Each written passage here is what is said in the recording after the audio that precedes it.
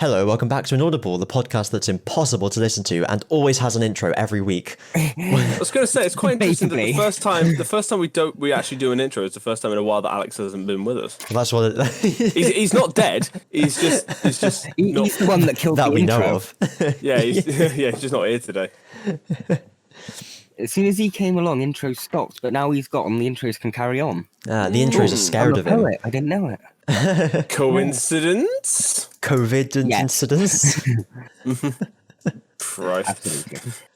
I don't think that's how that works. Was it a coincidence? Can you even say it? Coincidence. If you can't say it, you can't. Covidsurvirance. Covidsurvirance. He's making a Again, pun. COVID. it's not a word. Yeah. That's not even close to being a word. When has over 50% of what me and Christian ever said been actual words? I'm sorry, I wasn't aware I was talking with Sims. Beep boop blah poo. Flugengaben. He could do blarg.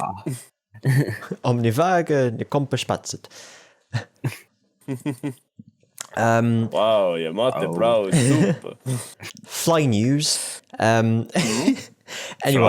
Anyone who's ever watched my channel will know how much I hate flies, and I have my fly spray. I thought you were talking about like the fly or something like that. I was just like, wait, what? That wasn't released in '96. News to do with flying places due to the current epidemic. Flight news. So I was literally just going to be like one sentence. It's gone on way too long now. And it's Well, not. you should know this by now. You can't just do one thing. It always spirals out of control until nothing makes any sense anymore. It's what we do here. Wow, there's so much chair creaking going on. I can only imagine the animation. I know, like this. I need to get a new chair. Like, this chair is disgusting. But anyway, I went to like take down a fly with my fly spray, and when I got there, it was a bumblebee, so I allowed it to live. Aww. And I made sure it got out of the window safely as well. Good. Bumblebees get a pass. They're good they flies. do. Absolutely They're a really special type of wasp. Yes. So I imagine. I guess in there anyway. However, wasps I murder with a passion. See, the thing is, if you squash a wasp, then they actually give off pheromones that attract more to you. Oh, really? Yeah. Never kill them in your house. Yeah, just don't kill them. You know, they're a vital part of the ecosystem. Yeah. You know, you kill them. If every wasp you kill takes a minute off of the planet's lifespan, is that what you want? No. I love the thought idea. bumblebees were more integral to the world than wasps. Wasps were just little bastards that sting people. Bumblebees actually bred pollen and... Do wasps pollinate? Oh, the US Forest Service website is currently unavailable. How will we ever know? Oh no. Blah, blah, blah, blah. Vital role. I don't think they do, to be honest. They're predators, and that's it. Kill them. Kill them. That's it. That's the entire Wikipedia article on wasps. They are predators. Kill them. That is all the information you need. Oh dear. Butterflies are the other thing that get a pass. I always rescue them too. Yeah. Oh yeah. But I never when it's a fly or a dirty heathen wasp. I never bigger flies. I mean, I never squash them anyway because of the mess they'd make. Yeah. I always just get them with the pesticide. Yeah, that's fair. And then you've just got a nice, solid corpse to pick up and chuck out the window. Exactly, in the dustpan and brush. That's my way. Little gnats, though. Same way you deal with human remains: dustpan and brush. Out the corpse door. Yeah, literally. Moths. Now they're a pain. They always get splattered, but they just evaporate into dust. Yeah, they explode. Moth dust. They disintegrate. Spiders, I stand on a chair and scream, "Oh, Thomas!" Yeah, depending on my mood, it's either someone else deal with this, or I just get my work boot and just stomp on the fuckers. Now you see, I can handle spiders. I'll either leave them, or if they're really big, I'll catch them in a glass and take them outside. Yeah, it depends. It depends what they're doing. Because like there are some that just there are some that just like live in a corner, and you see them and you go hello, and they go what? Yeah. And I think they might catch the gnats, so I'm fine with that, and the midges. No, I'm really not. But it's when they show up sometimes. Like, what was I doing the other day? I was cooking something, and as I moved something on my counter, a spider escaped. So I had to like quickly turn something upside down and put it on top, and then I get rid of them out the window. Yeah. Because again, they'd leave a big corpse, and I don't want to deal with that. No, it's nothing to do with. I just Not twice in one day. I've got nothing wrong with spiders. I don't like really handling ones that are too big, but that's why I'll use something to catch it. But yeah. yeah. Anyway, fly news there. Excellent. Bzz, bzz, fly news. That's the jingle.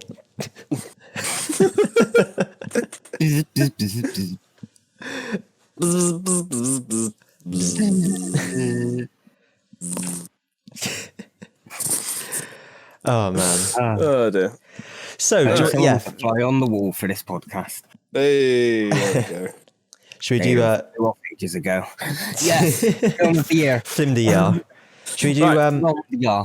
Yes, results of last year, please. Oh god, yeah, I forgot again. You are not with it tonight, are you? I forget every week. This isn't new. How many times have we done polls over the? So we did the entirety of Game of the Year from 1990 to 2019. Yeah. So that's nearly 30. Yeah. Plus the X number of times we've had it this time, and all the Doctor Who ones. We didn't do Doctor Who polls, did we? Could have when we did one or two, like which is the worst episode ever. Kill the Moon. But I don't think we did do a Doctor Who poll. Oh, I don't remember any. Anyway, a Doctor Who poll. Oh. Anyway. So the results for 1995, we had 1995. We had Mallrats, Toy Story, and Jumanji. Yes. Oh yeah, I'm not winning this year. Don't count yourself out until the last vote's been counted. Fair enough. No, I can understand if I didn't, just because I'm guessing Christian has an alternative audience. Culturally impactful movies the other two are, and I'm completely fine losing to them, to be honest. Well, you say that, but in third place with nothing was Mallrats. Nothing, seriously. Oh. Yeah. Oh wow. Yeah. In second place with 35% was Jumanji. Yeah, okay. So the winner with 65% is Toy Story. So it's another year where we've got over 50% for the winner. Every year so far has been 50% or more. So it's obviously, we're obviously picking popular films. Yes. But just one of them. I don't know where I'm going with that sentence. I reckon as the time wears on, it'll be more like obscure films. Yeah, because it'll be out of the sort of classics. Yeah, be out of our. I don't think we kept up with the popular films past like 2011, 2012, unless it was like Marvel or something. Yeah, I was going to say Marvel was kind of the big thing around that. Yeah. The Star Wars. Star Wars wasn't until 2015. So. But still, that's after. Oh, yeah. Prequels. Yeah, that's true. Anyway. Anywho. What a lovely moment that was. Yes, so there we are. Toy Story is the winner for 1995. Yes. Right. Joins such esteemed names as Teenage Mutant Ninja Turtles, Back to the Future Part 3, The Addams Family, Aladdin, The Nightmare Before Christmas, and The Mask. And the Mask. Yeah. To be honest, yeah. Cool. That's like 3 or 4 children's films, depending on how you want to classify them. But a lot of our early films are going to be that, because that's what age we were when they came out. Yeah, exactly. Yeah. So, it's nostalgia. It's not the best film of the year. It's our favourite films of the year. It's not the best. It's the glest, as they say. Who says that? I do. I say it all the time, don't I, Ozzy? Yeah. Yes. See, I was going to accept it, and then Ozzy sounded as confident as... Yeah. I mean, if we'd been in person, you would have seen me just immediately sort of doing a shit-eating grin, and that would have given it away. So...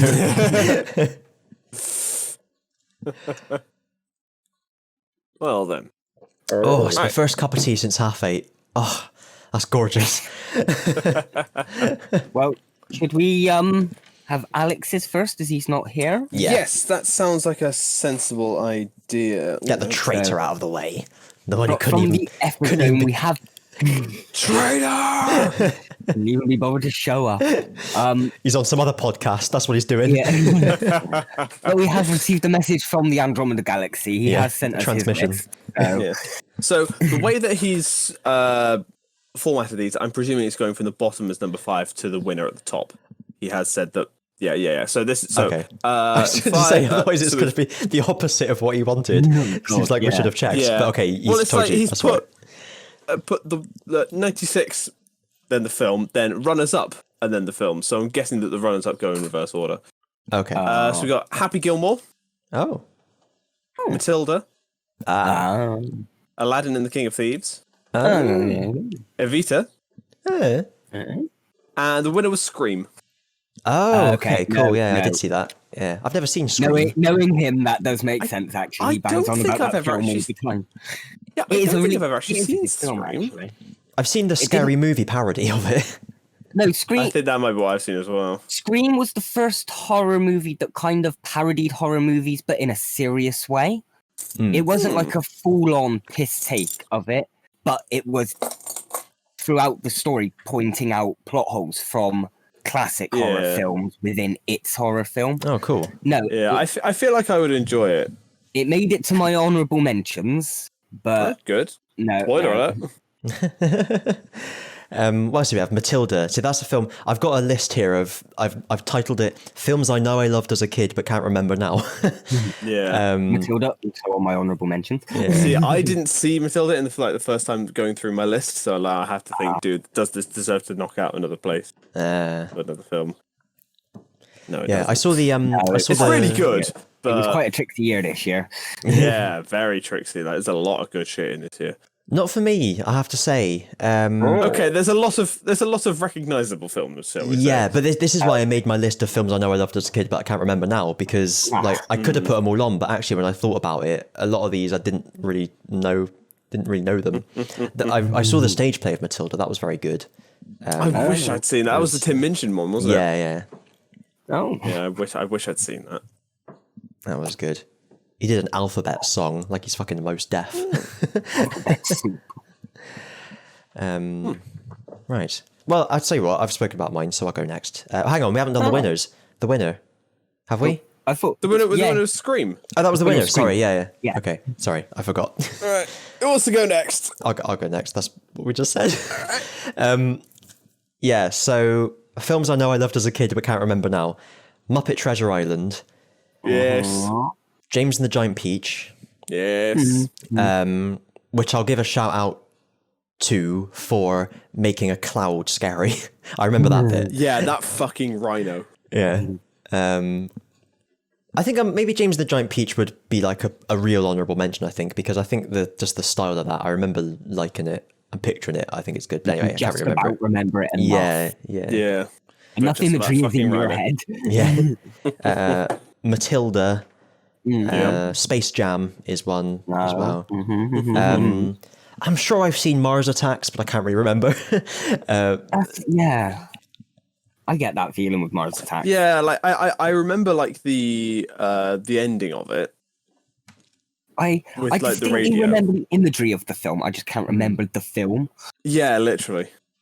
So And then I would also mention Spy Hard, not the film itself, which is not that great, but just the intro to it, which is a Weird Al parody with I can't remember which Bond film it's taken the piss out of, but they've got all silhouettes dancing on the screen, and I love a bit of silhouette. Most of them. They call it Spy Hard. There's one in particular that they're doing. Anyway, it's probably Octofanny or something. And I'll give a mention to... Fine, isn't that a Minecraft thing? Yeah. Optipussy. Optifying. That was clever. I like that one. Well done. That was a good one. Now, can that be the episode title? This is always the conundrum. Oh dear. Mission Impossible was also a good film that came out in '96. Okay. Yes. Yeah. But I don't think I've seen it for years and years and years. I wouldn't call it like a favourite of mine, but I know it's just a good film, you know. So with all of that out of the way, I actually only have one film on my actual list. So it is the winner. Which is Independence Day. Oh shit. Okay. Yeah, No. I didn't make it to my list, but I did see it. Yeah, no, I love that film. It's just it's a ridiculous crap film, but it's just No, fair play. It's just all about the explosions. Spoilers for 2016, I think it was. Is the sequel going to be on your list? No. Yeah, that's what I fucking thought. Good. Yeah, It doesn't deserve to be on the list. I saw the sequel because I love the You're original one of the so few. much. Yeah, not very good. It's one of those ones where it's just I used to love watching it and just saying, "But that's so stupid," but then loved it because of that. No, fair. like It's a when good film. like Didn't when quite make it. the guy has the tentacle around his neck and is being lifted up off the ground, and he goes, "Release me," and the general says, "Better let him out of there." Yeah, that looks like it's him. But yeah, that's another one I quote all the time. Just punches so the head that's- and goes, "Welcome to Earth." Yeah, exactly. Welcome to Earth. Hey. Independence Day. Welcome to Earth. Oh, no, fair. Peace. Oz, what are yours? Yes, Independence Day didn't quite make it to my mentions, but I will admit it is a good film. I've got an honourable mention as the film God. I know. So is I'll that hang on? probably like, Hang on. but Is when- an honourable mention like a hemi demi semi quaver where it's less than an honourable mention, or is it double honourable mention? It depends on how you do it. Because if it's an honourable, then that's like the honourable of the honourables. But if it's less, then it should be like a less honourable mention. A dishonourable unmention. A dishonourable honourable more in the mention. sense of one that I haven't seen, but I know I'll probably like because I've seen the series comparison. Highly commended. Highly commended. yeah, then. Okay. yeah, That's right. So my highly commended film is Mystery Science Theater, the movie. Oh yeah. MST3K. Yes, I've- I love MST3K. I've seen the series. I love the series. I haven't seen the film, but I know I'll probably like that equally. Did you So- watch the reboot on Netflix? One or two. I haven't kept up to date. Yeah, because It's it one had of those Felicia things Day in like- it, and what was his name? Jonah Ray as the main dude, and I was like, "Oh, this is actually really, really good." Because I know those guys from Geek and Sundry on YouTube, and I'm just like, "No, this is actually quite good." I know the classic more than. Yeah. But anyway, my normal honourable mentions Mm-hmm. are 101 Dalmatians, Yep. Oh, Matilda. the live action. the Yep. live action, yeah, with featuring Hugh Laurie and Arthur Weasley. Arthur Weasley as the bad guys. House that Arthur Weasley tried to steal a load yeah. of dogs. Yeah, pretty much for a mad psycho woman. And my She final could honourable definitely be a mention- witch from the Harry Potter Yeah. universe. Who? Yeah, Cruella de Vil. Yeah. I'm trying to remember who played her now. An evil witch. I mean, No. I've got it open here. Who? Glenn who Close. That's it. Glenn Close is that's an right. absolute national treasure. Oh yeah, and my final honourable mention: Star Trek: First Contact. Oh, yeah. Which means your winner is No, we haven't got to my list yet. what? These were my honourable mentions. What? We had my recommended. Okay, have I been doing recommended. this wrong? Because I've been getting like the positions 1 to 4, and then the winner being 5. I thought positions 1 to 4 were the honourable mentions. welcome to an audible where there are no rules and the I points thought- don't fuck it. I thought we had our positions 1 to 5, and then honourable mentions were the things that couldn't quite make it to the main list. Oh, I've always done it as the honourable mentions being the bottom 4 places of the list. Shit. I've missed out so many things! If it's any consolation, it doesn't matter. No, I know it Because doesn't matter, but the it's the only one principle of it. the only one that truly matters is your number 1. That's the only one that gets immortalized. Mentioning them, yeah. Anyway, let's go through them quickly. What's going on Number there? 5, Nutty Professor. Number 4, Space Jam. Number 3, Muppets Treasure Island. Number 2, The Cable Guy. And my number 1 film, knowing me, no surprise, Doctor Who, the TV movie. Yep. Figured that much. It's a film. I'm really embarrassed that I missed that. I don't think was it on the list? Yeah. Was On it? I don't Wikipedia? think it was. I think I It's on the list because it's on my honourable mentions. I'll put that on my honourable mentions as well. I just knew because of me that that's the year the Doctor Who movie came out. Yeah, So I feel like it's the sort of bit of knowledge that I just had in the back of my brain. It's like, oh yeah, Doctor Who the movie came out in '96. Yeah, obviously. Yeah, and it was obviously, like, who doesn't know that? Before looking up anything else. yeah, that's the thing. I know that came out in '96 as well, but I just went down the list of theatrical releases. I think that's what it is on Wikipedia, isn't it? Theatrical releases. Yeah. No. Yeah, and so I did 1996 by film. Yeah, I think I've got it by film. Yeah. Because we've had some of the direct-to-video Disney. that's true. Yeah, like Return of Jafar and Yeah. King of Thieves, which are direct-to-video. Yeah. Oh, okay. So I'm just doing films. So I'm just looking down. I've just been looking down the main big list, whereas Doctor Who is on the little list at the bottom, which I haven't been looking down because it has like films from every country in the world, and I couldn't be bothered. Yeah, but I go for that one because it's got ones that I would have missed otherwise. I didn't even look at that list. I just knew. Hang on. I'm glad I went last now. I need to double check something. Ting Tang, Walla Walla Bing Bang. Does anyone know if the Henbury Friar's open? What? I've seen some of them open. I don't know if the Henbury Friar is though. I'm gonna have to I call haven't it been up down first. Crow Lane in a couple of days. Christian here from the future. The Henbury Friar was open, though they only let 2 people in at a time, and they gave you a number on your receipt and you had to stand outside and wait for your fish. It took them about 20 minutes to cook my bloody medium cod, which I was not pleased about, but I got it in the end. I took it home and it was lovely. Christian would recommend the Henbury Friar as one of the best chip shops in Bristol. Right. Ready? Yes, now I am. Right. Honourable mentions in no particular fucking order because they really don't matter anyway. Aladdin and King of Thieves, Doctor Who, James and the Giant Peach, Space Jam, Star Trek First Contact. Basically everything that you guys have already said. However, Peach and Jam. However, there is one in my honourable mention, which is essentially my number 2 spot, which is a restoration and re-release of a film from 1960, I believe it is. Okay. 1971.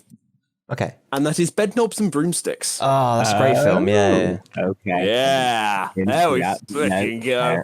Yeah.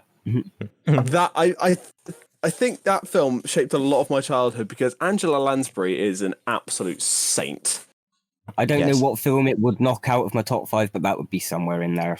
Yeah. I'd have to knock something out for that. So I just absolutely adore it. Like when they go from like when they go from the live action to into the animated world, but they're still live action, and it's just groundbreaking. They did that before Roger Rabbit, and it's just like, okay, it wasn't as impressive, but it's still like, come on. Yeah, no, I'll agree. Still fucking awesome. But yeah, so my number 1 is Muppet Treasure Island. Okay. Yeah, I figured. Yeah, because it's incredible. And you're big on Muppets. One of 2 ways I would prefer to watch the Treasure Island story. I think it's the only way I have properly watched the Treasure Island story. The other one will be coming up in, I believe, 1998? I might know it if I see it then, but otherwise... 2002, my mistake. But anyway, that's later on. Yeah. Right. I mean, just the cast of Muppet Treasure Island: Tim Curry, Billy Connolly, Jennifer Saunders, Kevin Bishop, and just all of the friggin' the Muppets as well. And I just love it. It's so funny. No, fair. I agree. Yeah, was my number 3. So, What was your one, Ozzy? Sorry, I've forgotten. Doctor Who. Oh yeah. Just gone and forgotten him again. Who? Oh man, Independence Day, Doctor Who, Muppet, The Treasure Island, and Scream. Muppet the Treasure Island. You Muppet, that's the Treasure Island. Or is Muppet being used as a verb here? Or let's go Muppet the Treasure Island. How does one Muppet? Is that the process of? Well, you know what I was going to go with that. No, inserting your hand up inside somebody, that is how you Muppet someone. Oh, okay, yeah. Jeepers. You've been Muppeted. You've been Muppet. You've been Muppeted by a smooth Muppet. You've been Muppeted by a smooth puppeteer. Just reminding me of the Cards Against Humanity card, Warm Velvety Muppet Sex. Oh god. Which is just ridiculous. Alright. Oh. So, that's the films. Yeah, sorry, I was just thinking about Muppet sex. I was wondering, As like a thing, or in personal time? Do they... Or just like trying to figure out the logistics of it? Well, first of all, I was thinking, do you reckon a puppeteer has ever pretended that he's getting a blowjob from a Muppet where he's having a wank? Oh, guaranteed. And then I thought, when two Muppets have sex, do the two puppeteers have to have sex as well? No, it's not like a symbiotic relationship. It isn't a case of, oh, well, if they're doing it, I guess we better make it not awkward. Yeah, well, because they'd be like all in amongst each other, wouldn't they? But do they have to do that sort of stood there looking away, trying not to see what's going on awkwardness? They all have little veils. To be honest, what was that? What was that really terrible Muppet film that came out a couple of years ago? Muppet Treasure Island. No. Oh, you take that back. Yeah, I will take it back. I retract that statement. Yeah. One of the two reboots. They nearly No, rebooted it. it was like Melissa McCarthy, I think it was, and it was like a murder mystery. What? And it was the Muppets. No, it was done. It was done with puppet. You know the one I mean, know. Yes, right? I can't remember what it's called. Yeah. Neither could I. But I know it existed, and I know it was terrible. I don't know. No. It was like R-rated Muppet sex or something weird like The that. Happy Time Murders. That's the one. The Happy Time Murders. Apparently, it was terrible. Well, you've never seen. Well, 5.4 out of 10 average rating on IMDb, 24% on Rotten Tomatoes, 27% on Metacritic. So yeah. Okay, so it was average at best. Yeah. I'm sure it's a fine film to watch if you just want to watch a silly film. I'm sure if you're of that ilk, Citizen Kane, it ain't. and are certainly inebriated in a particular manner, then it would be rather funny. So, it is not the one for me. Spraken von Films. I watched a film last week. Did I just understand a foreign word? Films. Yeah, films. Yeah. Touche, good sir, touche. Oh, that's amazing. I said films, but you heard films. Did it happen again? I don't know, I just had a load of gobbledygook. The turn is translating for us. Yeah. Well, there we go.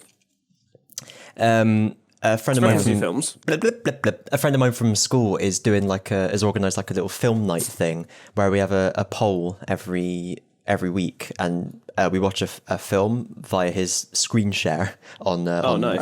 on unnamed program, which I don't want to get into trouble. Is it one by perchance where you would go very fast? No. No? It's some sort of like cacophonous program. One from the dark web. No. I mean, anyway, probably not that bad, but you know what I mean. It doesn't matter. So yeah, last week we watched 12 Angry Men. I don't know if 12 Angry Men. you've ever seen that. It's 12 from Angry Men. 12 Angry Men. 1950 something. 1957 it's from. It's just 12 jurors sat in their room deliberating whether to find this young kid guilty or innocent of murdering his father. And basically at the start, they all barrel of laughs. Then they all just immediately go, "Oh, he's obviously guilty. Look at him." And one guy says, "Well, I don't think there's enough evidence," and it's just them talking about it for 90 minutes. It's so good. There's like loads of kind of moments where you almost want to cheer, where like someone proves a point, and like someone made the point. I might have to look into that because I do like films like that. Someone made the point that if this was an actual jury, it would be like thrown out for a mistrial because they don't juror very well. But yeah, it's a very good film. And I was reading up about it afterwards. Oh no, you posted a video in the Discord that was someone talking about the film on YouTube, and one of the comments on that, it's a fucking daisy chain of shit, isn't it?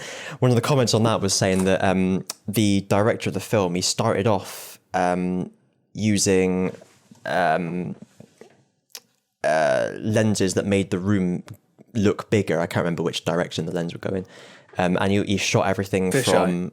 No. It was like zoom lens as opposed to like not zoom lens and stuff. Wide angle, that sort of shite. Macro lens. Yeah. So hang on. At the beginning of the film, the cameras are positioned above eye level and mounted with wide-angle lenses to give the appearance of greater depth between subjects. But as the film progresses... Hang on. As the film progresses, the focal length of the lenses is gradually increased. By the end of the film, nearly everyone is shown in close-up. That's fucking genius. Using telephoto lenses from a lower angle, which decreases or shortens the depth of the field. So it gets more kind of claustrophobic as it goes on, as they're in there for longer arguing with each other. That is genius. No, fair. That's quite interesting. That reminds me of... Can't remember who the director was, but it was... back in uni, we watched a black and white film, but it wasn't like that. It was just done for stylistic purposes. But he didn't have a script for the film. He just had a general idea of what was meant to be happening. Was it Curb Your Enthusiasm? No. Was it Friends Like Us? Touché. Which is the next best example of the genre. Clearly. But it was like there was one scene where like he had two different actors, but he told them completely different motivations. Oh, right. So like, okay, right, you are in this scene, you are going into this room, you are getting your stuff and you are getting out. You do not want to talk, you don't want to do anything. You're just in and out. And then to the other person, it's like, you have to keep him in this room for as long as possible. And I guess then... And then it was action. Yeah. And then they just improvised. And it was, quite frankly, one of the most compelling pieces of like improvisation in cinema that I've ever seen, because it was just raw and pure. And it was just... That's a genius way of directing. I can't for the life of me remember who did that. I'll have to look that up because it was genuinely interesting.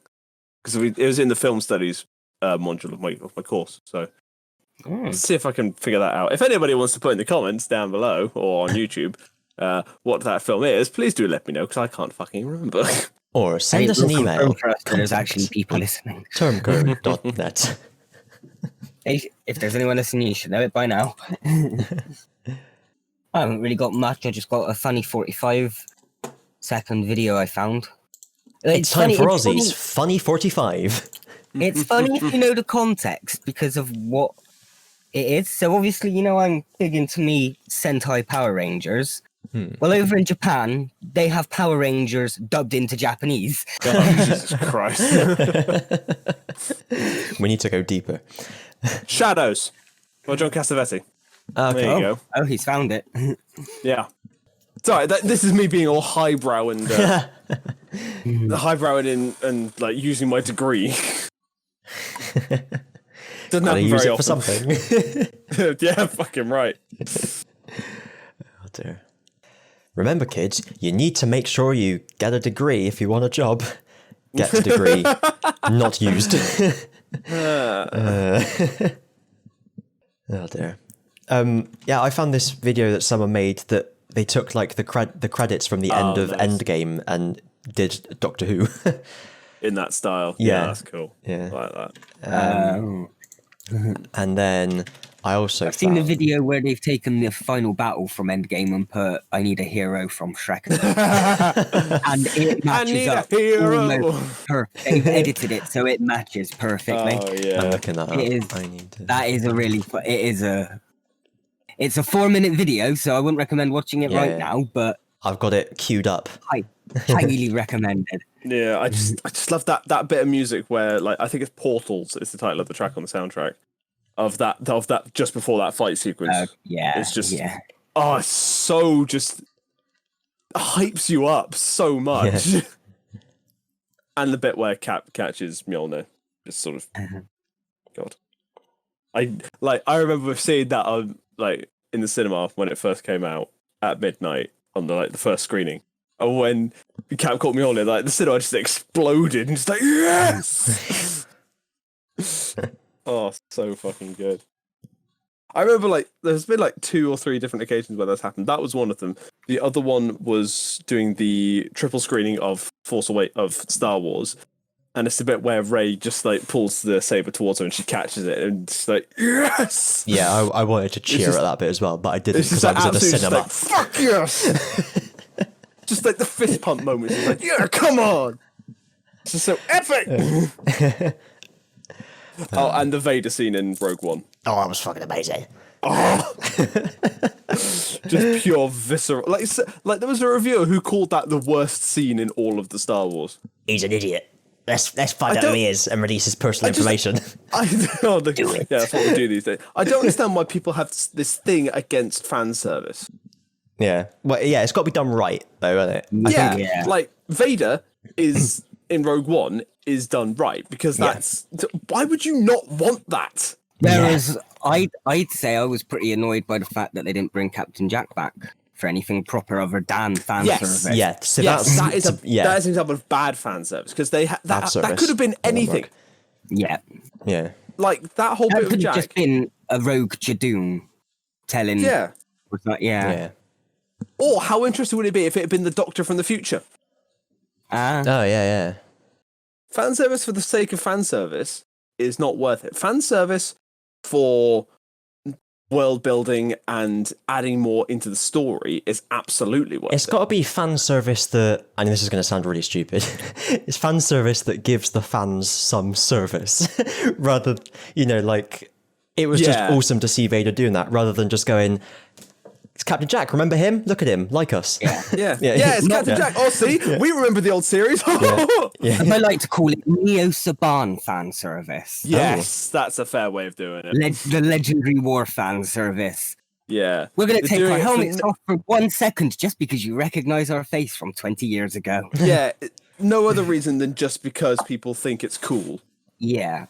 But that bit with Vader in Rogue One was holy shit, this is Vader at his peak, at his prime. This is the Vader that nightmares are made out of. This is the Vader that everybody is terrified of. And you finally get to see why. That's a good point. Because he is unstoppable. He is dangerous. He is the devil. He's evil at that point. And you see why people were terrified of him and why the Empire was so powerful. Because they had this thing at the figurehead. They had this wizard that could hold you on the ceiling, that could strangle you from 10 feet away, that had a magic glow stick that could cut you in half. That is pure terror. And that little sequence in Rogue One amplified that so much. And that's a good point with regards to it being fan service as well, is that this is stuff that we'd been told previously, that Vader was feared throughout the galaxy, respected by his troops because he fought on the front lines, and we hadn't seen any of that at any point. Yeah. So that is fan service to show us it, so that we go, oh go Vader. Yeah. Fan service for a reason. Yes. Hashtag fan service for justice. So hashtag fan service, not fan wank. Yeah. Stemming off of fans being people. Justice League. Is it? Yeah. So I don't know how much you know. The Snyder Cut. Nowadays. Yeah. So the Snyder Cut is actually becoming a thing. Okay, yeah. Yeah. I don't know how I feel about that. I as someone with not really any interest in it, I really hope it's shit, just because it would be really funny. Right? I haven't seen Justice League yet, so have you not? No. I haven't even seen Batman versus Superman. The thing is, it gets Batman vs Superman especially gets a lot of flack, but it's not a bad film. It's got things that it's got things. It's got problems, absolutely. But every film has problems in it. But the things that people complain about the most kind of feel unwarranted. Like it's just that a lot of it just feels like they're just picking holes for the sake of picking holes to be different. It's like, this doesn't make any sense. The whole film shit. But it's like it is beautifully composed, it is beautifully shot and edited, and the acting is brilliant. And like it's a great film, but it's not excellent. I don't think the DC films have really gripped me. See, like the Wonder Marvel Woman, films. Wonder Woman and Aquaman are fantastic. Like, I just have to get round to watching them. That's the problem. Yeah, like Wonder Woman and Aquaman feel like how the whole of the DCEU should be. Like, yes, they're serious, but they have that wonderful sort of, I don't want to call it like the Marvel style, but you get what I mean by that. But it's like, they've got the balance of comedy and action and seriousness They're not trying down. too hard to be too gritty. Exactly, yeah. Like, they're serious, but they don't take themselves that seriously. Like, Aquaman especially, because you can't take Aquaman as he was seriously. True. Like, but there's a certain way that there's a certain thing that Jason Momoa brought to the role that made him a believable character. Like you think Aquaman is, people are growing up thinking Aquaman is cool. It's just like, to somebody who grew up in the 90s, that just doesn't feel right. It's like, oh, he's the dude who talks to fish and wears yellow spandex. And it's just like, no, that's not cool. But Jason Momoa as Aquaman is cool. It's just like, it did a lot of things right. But sorry, I'm ranting now. Yeah. I just have to get around to them. Yeah, highly recommend them. But yeah, the Snyder Cut is being released, costing about $30 million in order to actually make. I thought you were going to say, like it's been released on DVD, it costs about $30 million. I wouldn't be surprised these days.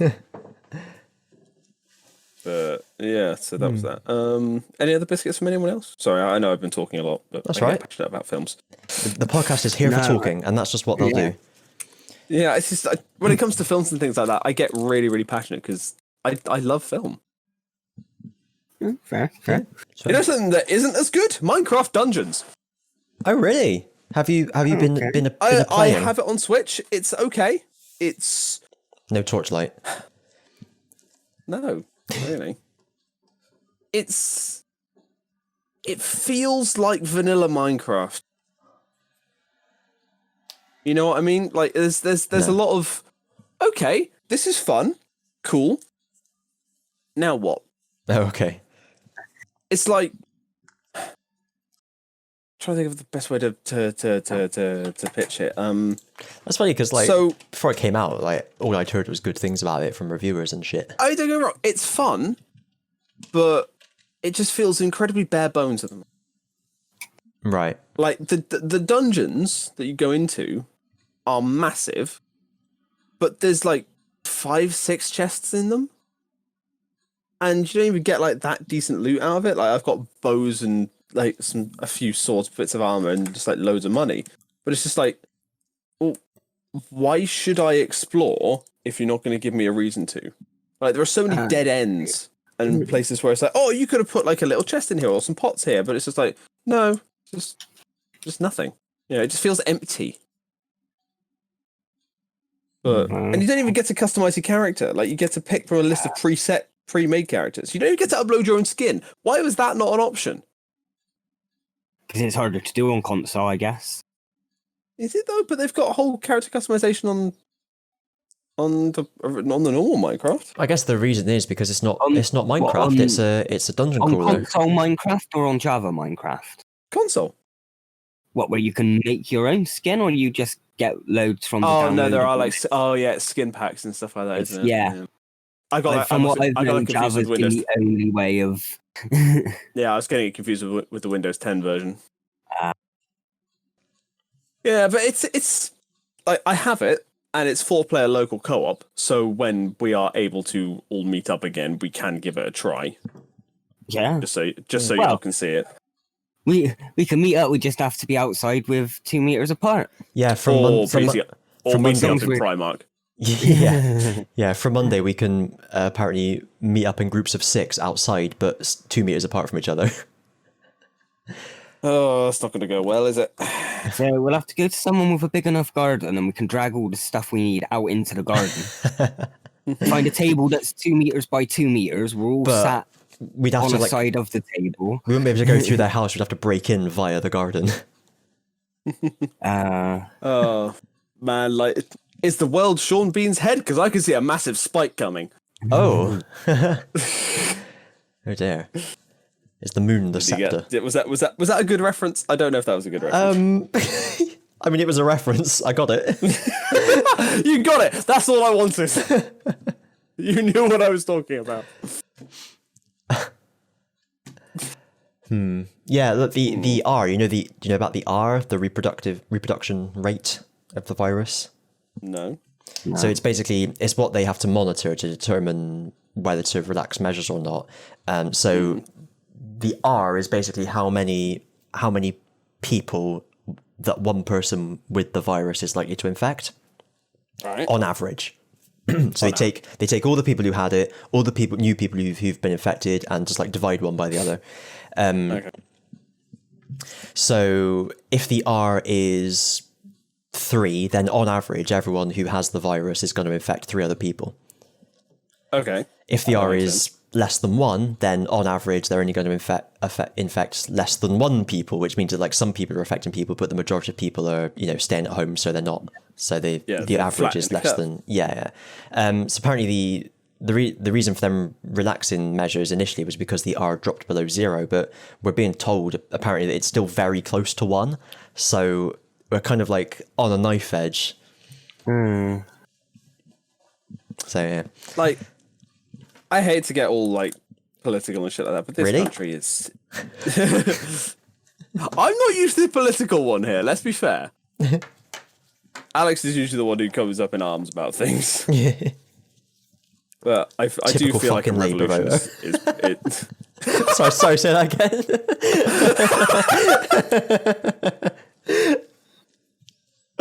What did you fucking call me? You said Alex was always the one that's up in arms about things, and I said typical fucking Labour voter. Oh, we joke, but yeah. I was a member of the Labour Party until recently, so I'm not one to talk. What? Yeah, I was a Labour Party member because I'm a raging left-wing loony. Is it, or are you just? Do you just like people? Do you like morals? I have empathy. Yeah, I have the basic human emotion of empathy. Yeah, I do feel like a revolution is. Nah, of course it isn't. Or at least riots. Nah. Because you want to bet? Yeah, I do want to bet. I'll take that bet. I bet you £50. Nothing's going to bloody change. That's just how the world is. I didn't say that things weren't going to change. I just said there's going to be violence. I don't think there will be. Everyone's pretty happy. Conservatives are polling like with a 10-point lead. Everyone's chill. Fucking somehow. Everybody's been cured of their blindness since going to Durham Castle, but. Do you see? Do you remember when those Russian guys allegedly came to Salisbury? Sorry, to smear Novichok on someone's doorknob. Do you remember that? Vaguely. And then they got interviewed on Russian TV, and they were just saying, we heard Salisbury had a lovely cathedral, and we like cathedrals, so we came to sightsee to see cathedral. But they said it in Russian. That was convincing argument. Yes, you believe? Good. Now go. Someone had photoshopped that and they put the subtitles at the bottom saying, "We heard Durham had a lovely castle." God. Anyway, that's neither here nor there. Let's not get political. Dominic, cum stain. Yeah, that's a fair way. They've all got, He must have a lot of dirt on Johnson at this point. Yeah. So there's these are all my little names I've come up with for him. There's Dominic Cumstain. There's Shitty Patel. There's Dominic Rab. Dominic Scab. the guy who, when he was trade secretary, didn't realise that we relied on the port of Dover for trade. And then Johnson works quite well because he's a dick. This really is the worst episode of The Thick of It ever. It's mad actually watching The Thick of It now, because you can see why they stopped. Oh, that's how you should act. Yeah. It's mad. Anyway, they stopped, because a few of the things they ended up parodying on The Thick of It actually happened. So they were like, there's no point us doing this anymore. Yeah. It's like when the reality becomes as stupid as the fiction, you kind of think, the fuck's going on? Yeah. Oh, well. Anyway, politics hour. I wonder if... And that's the politics! Have we alienated anyone? Let us know if you're alienated. Another thing I found was this thing. Hang on. Which was basically someone did like a circle for each of the Star Wars films, where like each scene is a segment of the circle. So you can see like when they go to Geonosis. Gee, I wonder which bit's Mustafar and which bit's Geonosis. Yeah, exactly. And you can see like a big which bit's Hon Hoth. Red bit for Geonosis, big white bit for Hoth. Yeah. What's that big blue bit in Force Awakens? Is that the ending? Is that on Starkiller Base at the end? It must be. Yeah, when they're inside, I guess. Yeah. No, or is that going to be? I was thinking like the forest, the final fight, the forest. That's like the. No. Oh, the black bit's the credits, isn't it? Of course. Yeah, the white is the white is the foresty bit in it. So like you got the black bit at the top. I'd like say like 11 o'clock. Yeah. That's the credits. Yeah. The final bit of Starkiller Base. Then you've got the Return to Dakar just before that. So that must be the final confrontation in the forest on Starkiller Base. I can't remember what colour it was. Yeah. It was sort of like snowy. Yeah. Nighttime snowy. So I mean, like the blue haze. Okay. I love how in Attack of the Clones you can see the bit on Naboo. Yeah. Like that one green sliver. Yeah. Oh, that's actually really freaking cool. I can't tell any of the parts of Rise of Skywalker because it's all fucking terrible. I can't even remember it. It's so blue. Apart from Babu Frick. Hey! Which I was. Have I mentioned this already? I can't remember. When I was listening to another podcast and they were saying that why is he so happy at the end when his whole planet's just been destroyed? and then they were saying maybe no one's told him. so he's there like, oh great, so I'm having fun, but can you let me know because I've got to get back to my huge family. Yeah. Shut up, just do your Babu catchphrase. Frick was voiced by Moaning Myrtle. Oh wow. Yeah. That's one for you. Yeah, anyway. Oh, that's actually really interesting. I like that. I don't know where you can find that on the lines, but it has a watermark on it that says ozone, so maybe it's there. I found it on the Star Wars subreddit. Yeah, just do a reverse image search, maybe. Anywho. Yeah, well. That was everything from me. Yeah, I don't ever have anything. Yeah, I don't think I have anything else. I did a reverse image search. Do you know what it gave me? What? Circle.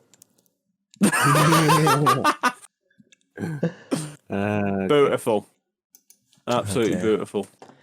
Well, it was posted by a guy called Julekka, Julekca on Reddit, so go and check that out. Excellent. Right. So that's it from this episode of Inaudible. Hope you enjoyed it. Got an outro as well. This just feels so weird. Well, if you're going to be like that, I'll just stop.